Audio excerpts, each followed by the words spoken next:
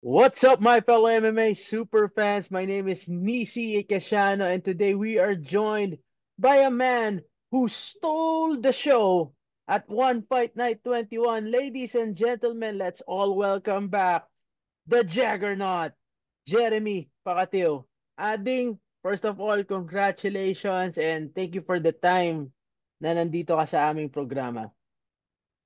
Okay, thank you po kuya and thank you for having me today kuya. Yan, all right. Champ, meron bang, ito, unang tanong, meron bang sabihin natin merong sense of vindication on your part? Kasi ang usap-usapan entering this matchup, merong tinatawag na proverbial ring rust na sinasabi nila. Mm. Pero you only you only got the job done in a little over 2 minutes. Tingin mo ba vindicated ka dahil sinasabi mo before the fight, you're ready for this, you're active, you're prepared physically, emotionally, Mm. psychologically, and even spiritually. Oo naman kuya, yun nga, sinabi ko nga before the fight is I'm prepared in any aspects. So yun, I think this is the time, yung perfect time na binigay ni Lord for me. Kasi yun nga, we waited for almost 16 months. Yes, 16 months. So yun, yung laro naman is okay naman.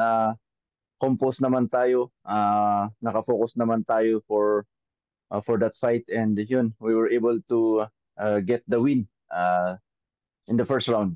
So masaya. Champ, can you walk us through the entire thing? Napansin naman natin na sa unang labas nyo from your corner, makita na naman natin, you engage kayong dalawa, you engage in a stand-up battle. Nakakuha mo Yeah. agad na isang right hook. He was rocked and makikita mo naman na nagkaroon ng black eye si Wang Shu.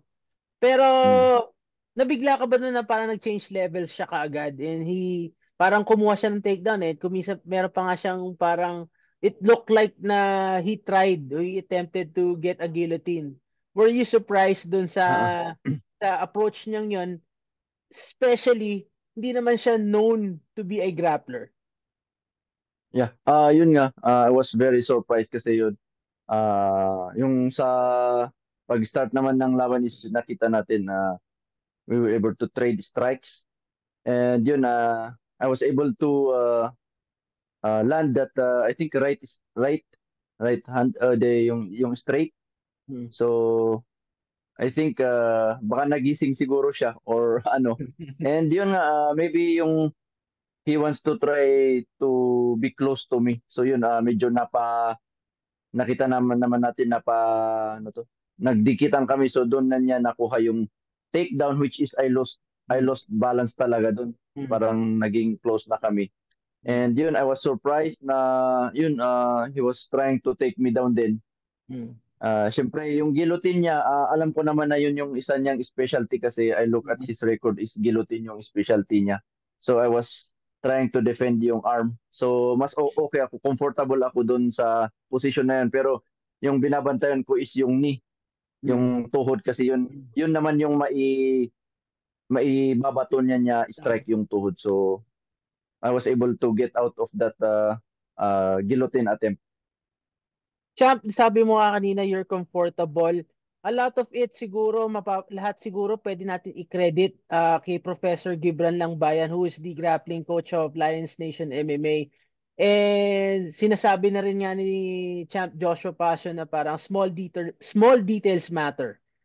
And heading into that matchup, malaki bang relief sa'yo na meron kang sabihin natin sa kampo nyo sa Lions Nation MMA, eh meron kayong sound mind o sabihin natin merong isang coach na talagang could break down those important details, particularly in that kind of matchup na parang, oh, you can now guys like you, athletes like you can turn the tide using your grappling prowess. Oo, kuya. Masaya ako kasi meron si Prof. Gibran and si Kuya Gadwin din, Hmm. which is sila din yung tumulong sa amin. And yun yung mga Lions Nation na team ko rin. who are there na pushing me to my limits, yung training, pinupush nila ako. And also yun niya, yung small details na sinasabi natin, kuya, is yung tinuro din naman ni Prof. Gib yun. Kasi mali pala yung ginagawa ko sa rear naked, which Mm. is parang ano to, parang before our flight ata, yun lang, yung last na training ko, doon niya nakita, then he was able to Mm. correct my mistake. So Mm. at So least timely. na-refresh ako. Oo. Oh, timely yung sakto na nakita niya, uy, iba hindi ganito yung paghawak mo dapat, Mm. ganun. So I was thankful na nakita niya yun and he was able to correct it. So props to Prof. Gib. Champ, nung nakuha mo yung posisyon, nung nakuha mo yung body triangle, ano mo ba? Na-feel mo ba that you're inches away from getting that finish? Kasi napaka-secured na nung nilagay mo yung body triangle eh. Mm. Nung body triangle, medyo kan pa, kailangan ko pang i-secure talaga. Kasi Mm. uh, pwede pa siyang maka-escape dun eh. So I need to control yung Mm.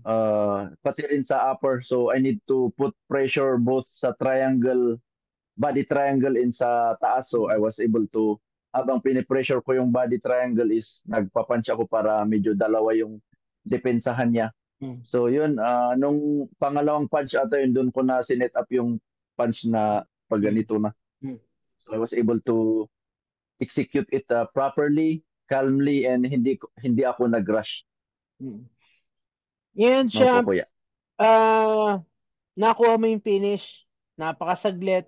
Alam naman natin after that fight, nakuha mo pang maglamerda sa Bangkok, Thailand. Pero the biggest question of all is, did you expect na to get a bonus after that fight?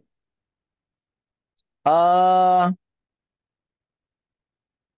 parang medyo hindi ako alam kasi siyempre I'm not sure if uh, Mm. Boss Chatri will be able to give me. Mm. Pero di naman ako nag-expect. Kahit na na-interview naman ako is hindi naman ako nagpan na bonus. Mabibigyan ako ng bonus, mabibigyan Mm. ako, kuya. Mm. Parang yung, hindi naman yun yung naisip ko, kuya. But I was able to, yun nga, at least I was able to thank Mm. uh, the fans sa through interview ni Mitch and also most especially kay God. Mm. Tsaka wag But natin kalimutan bonus is a bonus. tsaka wag mong Darating din yun. tsaka wag mo rin kalimutan, pinasalamatan mo ang iyong number one supporter during that interview. Yes po. Yes, I was able to yun. Masabi ko rin yung kay wife, yung support niya. At least. At least hindi ka yari mamaya. Anyway, Champ, Ah, ah, do you think ito ang another narrative heading to that matchup was, setting the momentum for Lions Nation MMA for this year? Uh, do you think it do you think it's the right matchup to showcase na we've been talking a lot about this na parang it's different. It's a different environment now with Lions Nation MMA. Nasabi mo na rin na it's more of a collaborative effort. Everybody is listening. Everybody has their mm. own input when it comes to development in training. Do you think this is the prime example na parang ganito kami sa Lions Nation MMA?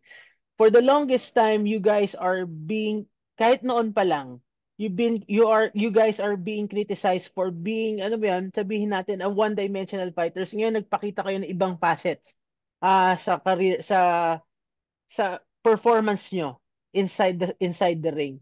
Do you think this is the, sabihin natin, pwedeng tignan ng fans and experts na ito yung ginagawa namin sa Lions Nation MMA ngayon na dapat hindi nyo makaligtaan. Oo. So ngayon yun yung maganda kasi we're already setting the momentum of Lions Nation MMA, which is good. And we hopefully and praying that it will tuloy-tuloy na. And yun maganda kasi we already have yung collaboration namin as a team and we will be able to share ideas, Mm. opinions, and yun, nagtutulong-tulungan kami kung ano yung kailangan i-workout, kuya. So, maganda.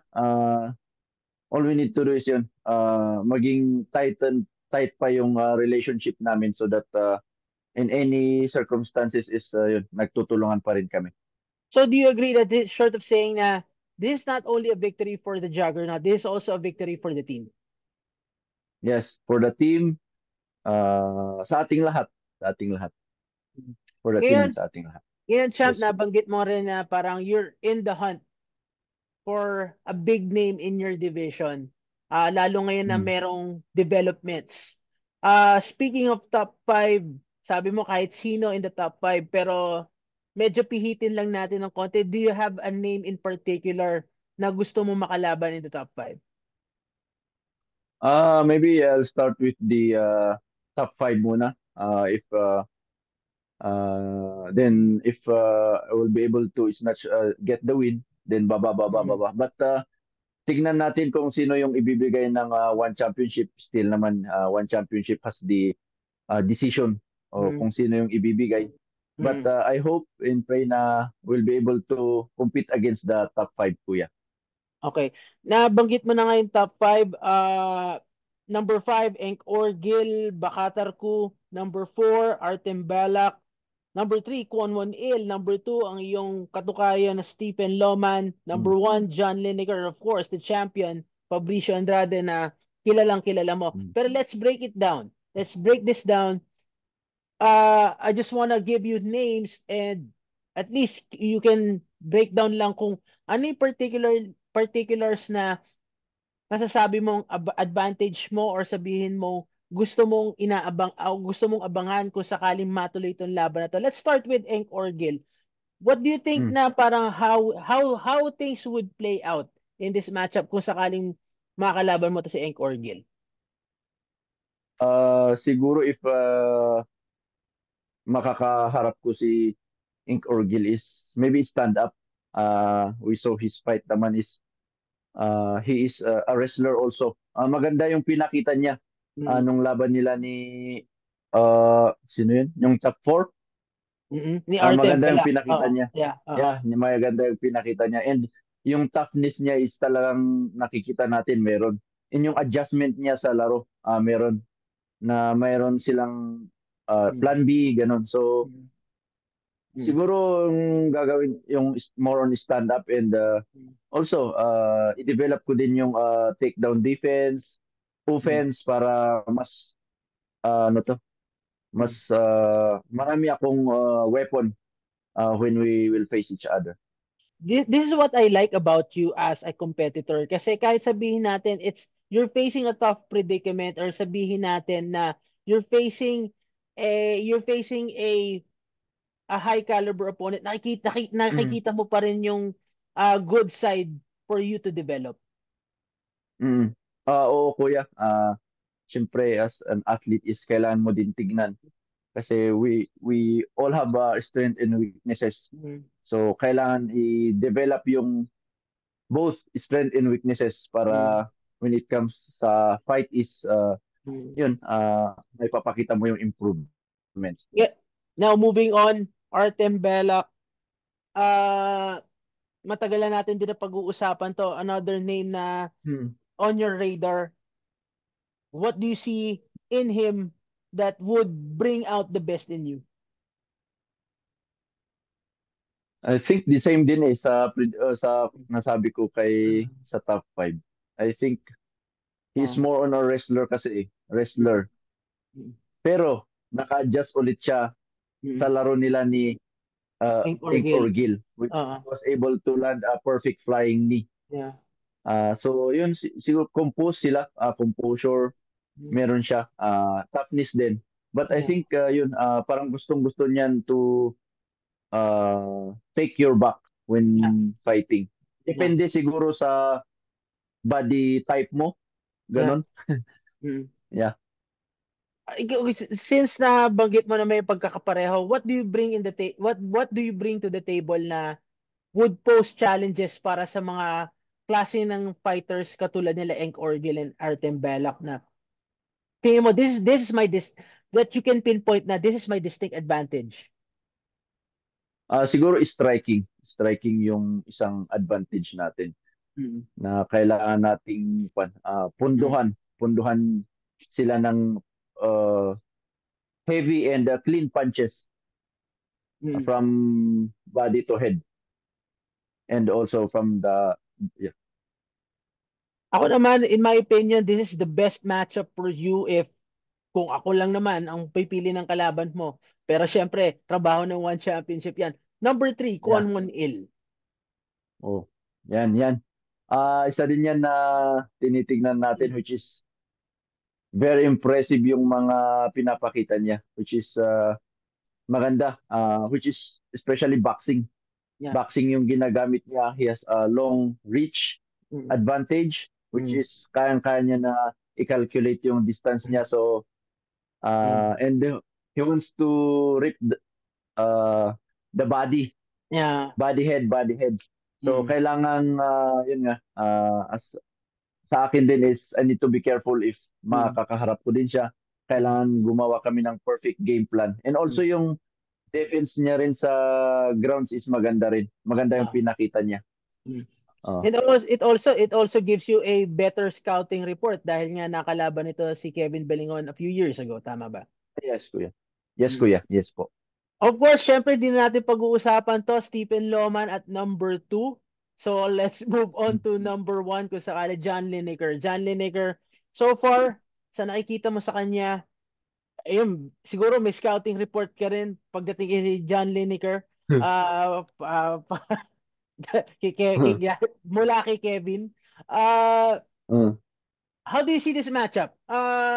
Lahat ng tao nang tanungin ko dito, sinasabi na it's a dream come true.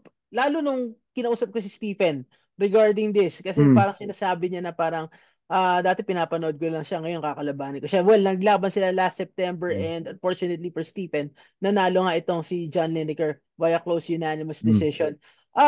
Do you feel the same way? Kung sakaling maglaban kayo kasi of course, pinanood niya to noon. Tapos, Mhm. ah sabihin natin one of your idols makakalaban niyo. Yes naman kuya, it would be a great opportunity and privilege na makaharap si John Lineker.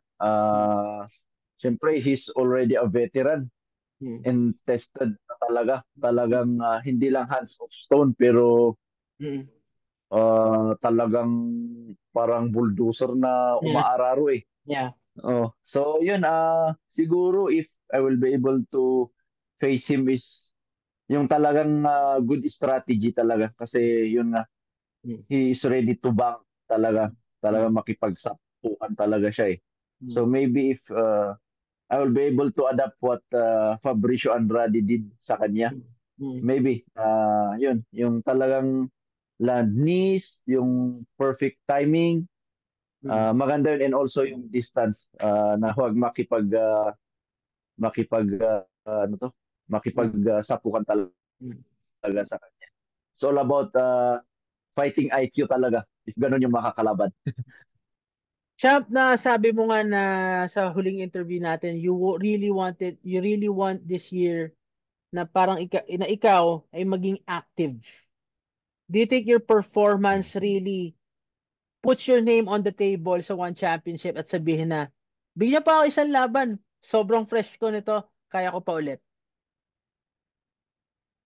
Yes po kuya.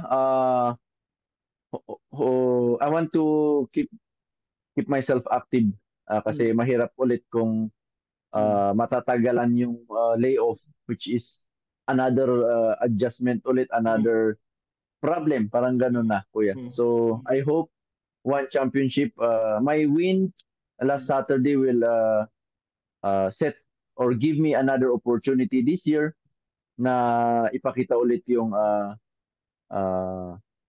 mm. aking skills sa one championship. Hopefully twice or Mm. depende sa one championship kuya.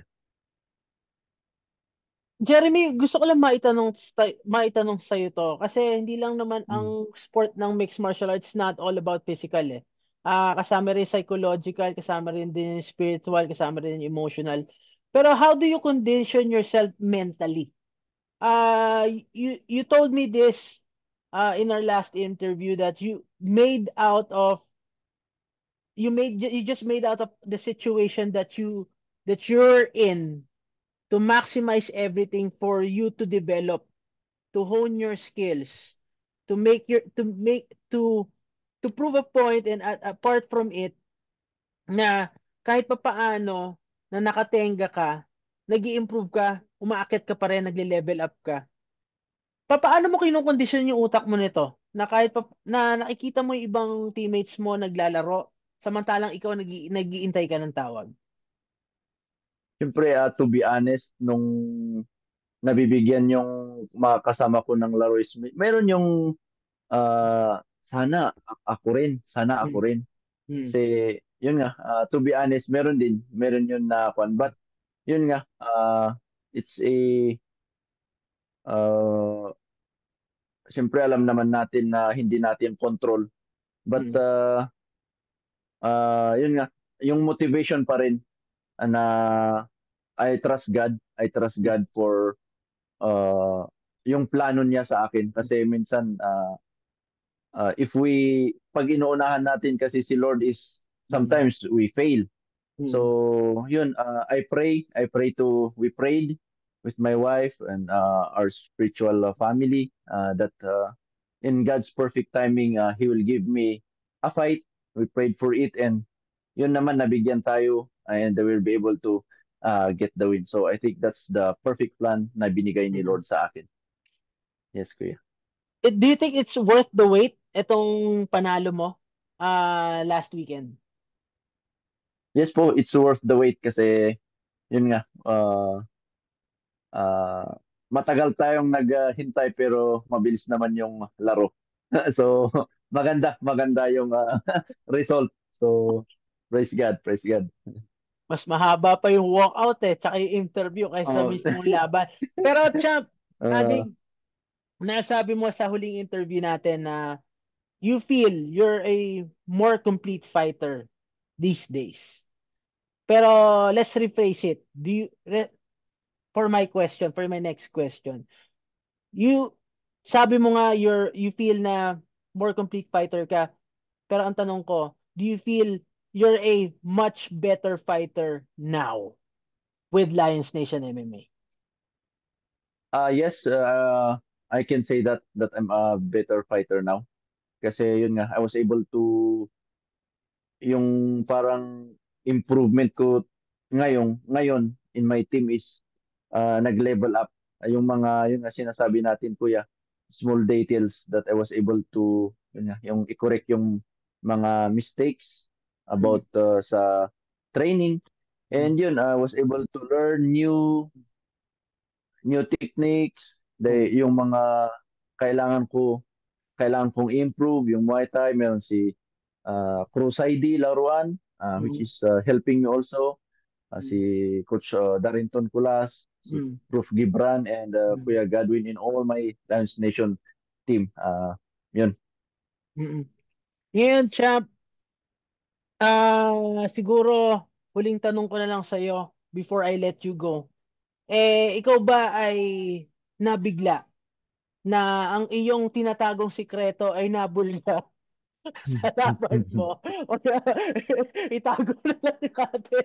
Itago na lang natin. Oh. Pero kidding aside, pero kidding aside, Oh. kidding aside, kidding aside, how does it feel? How does it feel to be back on the global stage, leaving a mark, leaving an indelible mark, setting the tone for you, and not just for you, but the entire live station MMA, and plus hoping for the best this coming to for the rest of the year. Ah.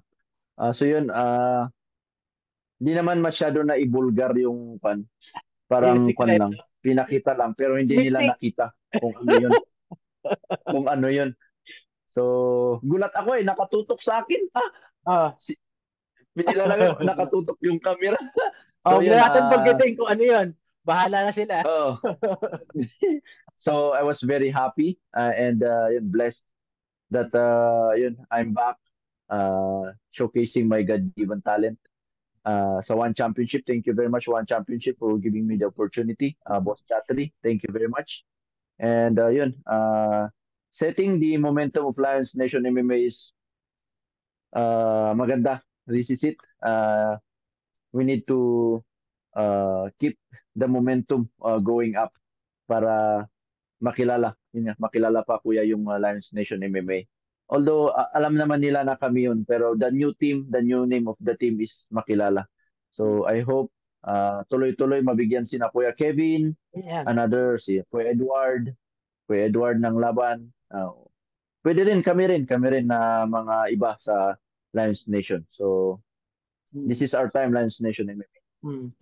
Yun nga, nababanggit ko na, yun dapat babanggitin ko kung this opens the door for other members of Lions Nation MMA katulad nila Kevin, Honorio, Edward, and so much more on that talented roster. Champ, maraming salamat sa oras and we wish you nothing but the best.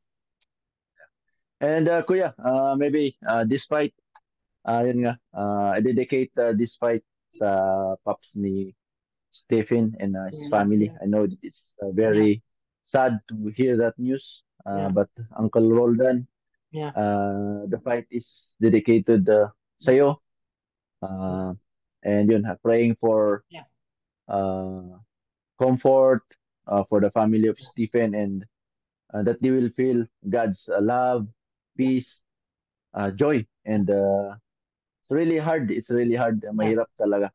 yeah, yeah, yeah, yeah. But Yeah. Yes, also my heartfelt sympathies to the family of Stephen Loman during this difficult time. And like Jeremy, yun din ang nais namin na not only the MMA super fan but also my family that may the Lord bring the comfort and strength na kailangan ng pamilya nila in the coming days ahead. Champ, maraming salamat sa oras and that's it for all of us here on the MMA Super Fan. Don't forget to like, share, and subscribe and also hit the notification bell to stay up to date with all the latest content from the MMA Superfan. Again, I'm Nisi Casiano with the Juggernaut, Jeremy Pacatio, na ang kanyang sikreto ay na-reveal sa 190 plus countries na nanonood ng One Championship.